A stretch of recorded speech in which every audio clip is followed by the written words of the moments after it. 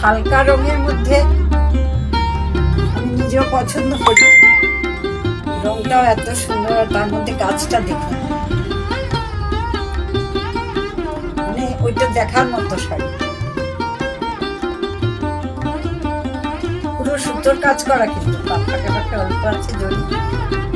কোয়ালিটিটাও ভীষণ ভালো। এই শাড়িটা